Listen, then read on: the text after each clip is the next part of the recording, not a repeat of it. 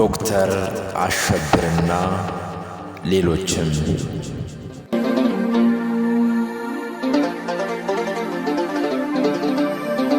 ተሸክመናታል።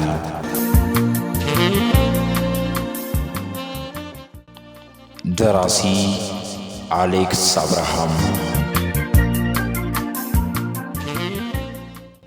ተራኪ አስቴር መኩሪያው።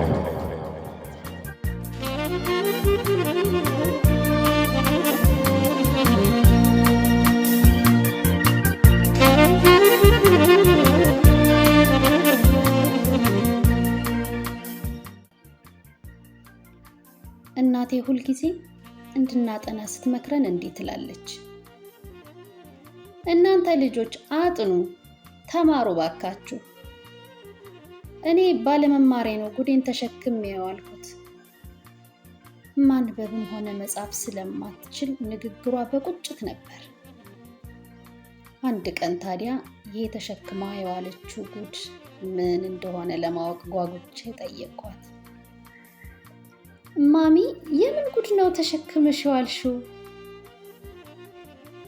አወራችኝ። በደርግ ጊዜ መስከረም 2 ቀን ህዝቡ በግድም ሆነ በውድ የድጋፍ ሰልፍ ይወጣ ነበር። መስከረም 2 ደርግ ንጉሱን ገልብጦ ስልጣን የያዘበት ቀን ነው። በአጭር አገላለጽ መስከረም 2 የደርግ ግንቦት 20 ነበር። ታዲያ እናቴ በወቅቱ የነበረውን የግዳጅ ውትድርና በመፍራት የመጀመሪያ ልጇን ወታደር ቤት እንዳይወስዱባት ከከተማው ወጣ ያለ አክስታችን ቤት ደብቃ፣ ሁለተኛ ልጇንም ገጠር እናቷ ጋር ልካ፣ ሶስተኛ ልጇን አልጋ ስር አስቀምጣ አባቴን ታምም ያለሁ በል ብላ፣ እሷ ግን ነጭ ልብስ ለብሳ ሰልፍ ወጣች። ግዴታ ነዋ። ቀበሌ ስትደርስ ሴት ወንዱ ያለውን ለብሶ ተሽቀርቅሮ፣ ቀበሌውም በተለያዩ መፈክሮችና በባለቀለም መብራቶች አጊጦ ጠበቃት። የቀበሌው የአሴማ ኃላፊ የነበረችው ሴት በባለ እጀታ የጣውላ ሰሌዳ ላይ ተጽፈው የተዘጋጁ በመቶ የሚቆጠሩ መፈክሮችን ለእናቴ እያሳየቻት ምረጭና አንዱን ያዢ አለቻት።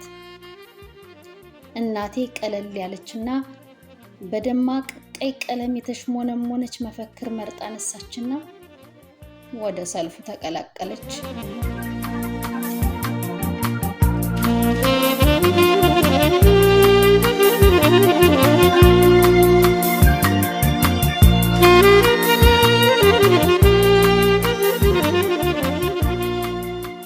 ከለበሰችው የሚያምር የሀበሻ ቀሚስና ከራሷ ቁንጅና ጋር ተዳምሮ የኦሎምፒክ መክፈቻ ላይ ኢትዮጵያ የሚል ምልክት ይዛ ሰልፉን የምትመራ ቆንጆ የሀበሻ ሴት ትመስል ነበር። ታዲያ በዛን ሰሞን ማታ በቴሌቪዥን ደጋግመው እናቴን ከነመፈክሯ ያሳዩት ጀመር። ምን ይሄ ብቻ!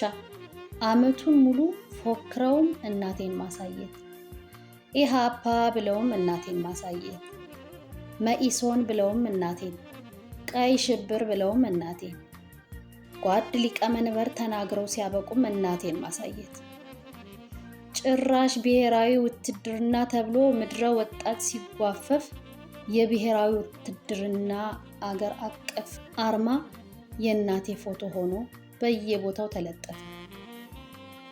በነጭ ልብስ ተውባ መፈክር ይዛ የቆመች እናቴ የብሔራዊ ውትድርና አገር አቀፍ አርማ ሆነች። አንድ ጋዜጣ ላይ የእናቴ ፎቶ ስር እንዲህ የሚል ጽሑፍ ሰፍሮ ነበር። አብዮታዊ ሶሻሊስት ኢትዮጵያ ነጭ ቀሚስ ለብሳ። እናቴ ታዲያ መጀመሪያ አካባቢ በቴሌቪዥን በታየች ቁጥር በቁንጅናዋ የተመረጠች መስሏት አባቴ ላይ በኩራት ትነሰነስበት ነበር። ጓዳ ለጓዳ ስውል ቀላል ሰው አድርገኸኝ እግሬ ወጣ ካለ አገር ነው የሚሰግድልኝ ትለዋለች ኮራ ብላ። አባቴ አፉን ሸርመም አድርጎ እዩኝ እዩኝ ማለት ደብቁኝ ደብቁኝ ያመጣል ይላታል። የቅናት ወሬ ነው ይሄ ትልና ሆነ ብላ ለማበሳጨት በቴሌቪዥን ደጋግሞ የሚታየውን ምስሏን አተኩራ እየተመለከተች አንዲት ፍሬ ልጅ እኮ ነኝ ትላለች። አባባ ታዲያ ሃሃሃሃ ብሎ በረጅሙ ይስቅና ሰልፍ ላይማ መንግስትም አንድ ፍሬ ነኝ ነው የሚለው ይላል። ኤዲያ እንግዲህ ፖለቲካህን ልትጀምር ነው ብላ ወደ ጓዳዋ ትገባለች።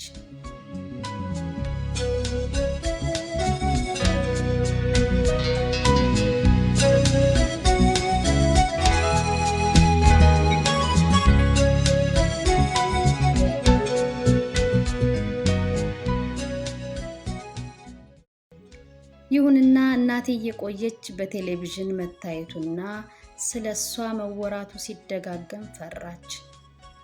በተለይም ጓድ መንግስቱ ኃይለ ማርያም መስቀል አደባባይ በትልቁ የተሰቀለውን የእናቴን ፎቶ ለተሰበሰበው ሕዝብ እያሳዩ በደም ፍላት እንደዚህ አይነት ጀግና እናቶች ያሉባት አገር በማንም ወመኔ ከሃዲ ስትወረር እንዴት ወንዶች አልጋ ስር ይደበቃሉ? እነዚህን ቦቅቧቃ ወንድ አገረዶች ቂጣቸውን በሳንጃ እያሉ ንግግር ካደረጉ በኋላ እናቴ ስጋቷ ከፍ አለ። ስጋቷን ለማስታገስ አረ ይሄ መፈክር ምንድን ነው የሚለው ብላ የተማረ ሰው ጠየቀች።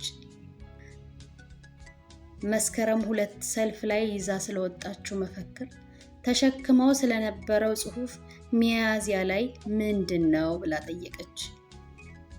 ሲነበብላት አመዷ ቡን አለ። ብርክ ያዛት።